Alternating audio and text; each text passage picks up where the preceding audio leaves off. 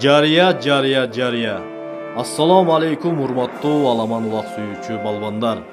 2024 жылдын 12-июнь күнү Каракулжа району Ажеке жайлоосунда Дайырбек Алты уулу Даниэль, Нурел, Амирбек, Келечек, Элмирбек, Али Нурга элден бата алуу максатында аламан улак уюштуруп берип жатат. Улакка коюлчу сорундар жалаң акчалай болот.